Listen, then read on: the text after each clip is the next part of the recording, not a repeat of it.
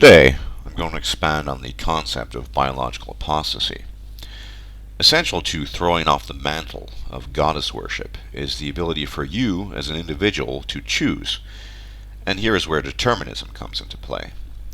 It is thus critical that determinism is sufficiently defined, and even more critical, that it is distinguished from fatalism, which is a very different animal indeed.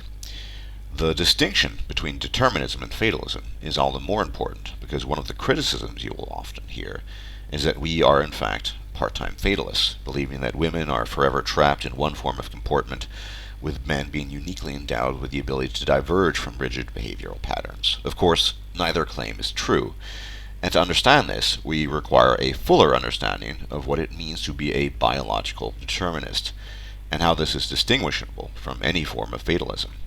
Thus, to begin with, a simple example will serve to illustrate the difference between the deterministic worldview and the fatalistic worldview. Imagine a man comfortably sitting in his living room in his flat on a Sunday afternoon. Suddenly, there is a news announcement. Geophysicists have arrived at the conclusion that within a fortnight, a Richter scale 9.5 earthquake will level the entire area of the city he lives in. Let us assume, for the sake of argument, that in case A, the man lives in a fatalistic universe.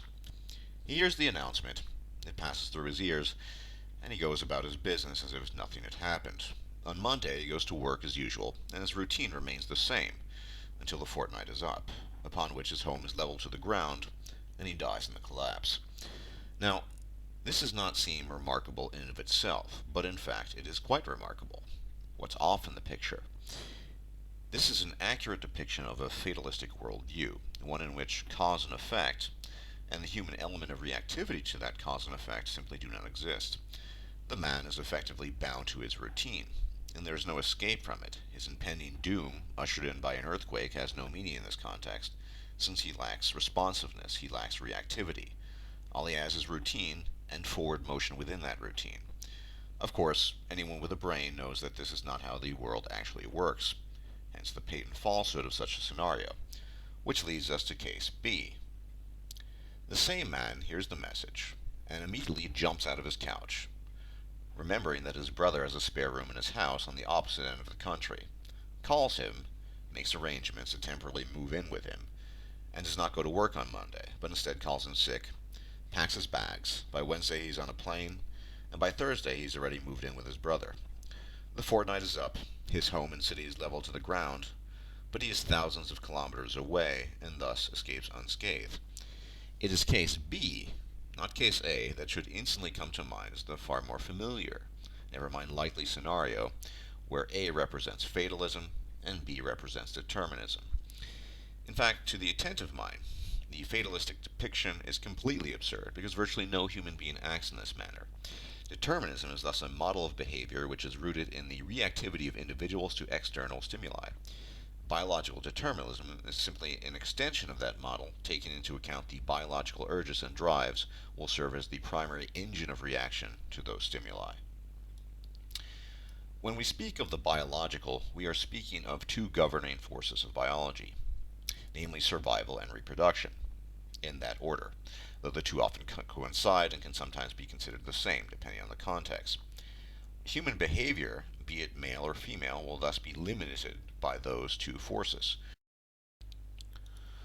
We have overarching tendencies, innate tendencies if you will, that spring forth from the survival and reproductive drive, and we also possess a certain degree of flexibility to react within that context. The power of reactivity, however, must be incentivized, and it can only be incentivized if either the goal of survival success or reproductive success can be furthered. In the aforementioned examples, it seems simple because it is simple. The man was facing threat of death by earthquake and took appropriate measures to preserve his life. But in the context of the more complex and sometimes more subtle case of social and biological interaction with women, that simplicity fades. Part of the problem when it comes to male-female relations is the ability to react to potential threats is curtailed by conflicting interests. Men are saddled by millions of years of biology and endowed with an instinct to protect women before themselves, even to the point when it is harmful to themselves. So let us take a more complex example. The man at the end of a divorce is still in a state of shock because he is losing property and assets, and the woman that allegedly loves him now hates him, and he can no longer see his children. This is no longer simply a matter of fight or flight, and his instincts to please the female in such a case are actually being less helpful to his survival. He is confused. In an even more extreme example, the same can be said of a male who, while being stabbed to death by a woman, does not lift a finger in his own defense. Conditioning, call it what you will. So the ability to effectively react to external stimuli, to redetermine one's own path, can be hampered when the issue is not one of obvious life or death, or in the case of the stabbing, it is. And it becomes still more muddled when reproductive drive is taken into account. A man who has taken the time and energy to think through the possible dangers posed to him in the current atmosphere, redirecting his energy to other, more beneficial avenues than chasing women and reproducing at all costs, is essentially doing exactly what the man threatened by the earthquake has done. His chances at survival have been reduced, which in modern terms can be equated with quality of life. His actions are determined by the external stimuli he receives as well as the reactions to those stimuli. There's nothing fatalistic about it. And yet MGTOW and others who adhere to a worldview of biological determinism are often incorrectly labeled fatalists by people who far more resemble fatalists than they do. PUAs and tradcons alike far more resemble fatalists than do men going their own way. Who more resembles the fatalist? The man who apishly repeats the hackneyed phrase of real man, issuing forth grunts of the need to breed, all the while genuflecting in rapt devotion to the goddess who is his mistress? Or the man who defines himself on his own terms? Who is a slave to his nature? The man who loudly proclaims that man must compete and die for the affections of womankind because it is, quote, how it was always done, end quote? Or the man who chooses to do what he does and does not bend knee to either goddess or nature? Are you beginning to see? It is such men who do not believe we can determine what we do with our lives, and that we are hopelessly bound to the whims of nature and our drives, that are de facto fatalists. But ability to change and redirect one's life is not the same as the likelihood that one actually does so. They are separate issues. Redirected behavior must be incentivized, but where there is no incentive, and in this case I'm speaking of women, or the incentives are clouded or muddled by a mass of counterproductive and counterintuitive instinctive drives, and here I'm speaking of men, that is where we begin to feel that human behavior is indeed fatalistic, even when it is clearly not. Remember, it is those people who believe we must do as all others do, or have always done, that most closely resemble fatalists in outlook and approach. Most people, for a variety of reasons, do not possess the faculties required to overcome base drives, even when they are harmful.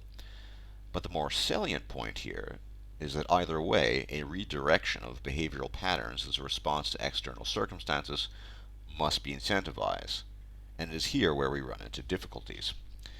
Men are now increasingly in a position to observe a marked disadvantage to their survival, i.e. quality of life, and still more in their reproductive chances, and this is a turning point for them. The disadvantages are becoming so glaringly apparent that some men are waking up to them and turning their backs on them, and this is what biological determinism is, the flexibility to work within a framework of prescriptive behaviors which can be shed if the incentive is great enough. Some men can recognize this, and these are thinking men.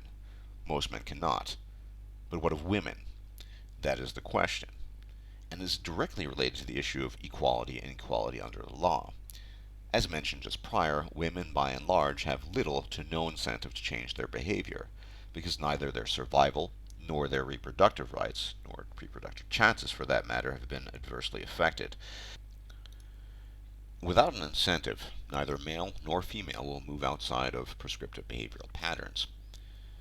What I'm attempting to demonstrate here, though, is that the human female simply has no reason whatsoever to change her behavior, and certainly not to take a hit and reduction in quality of life and the diverse opportunities afforded to her by modernity.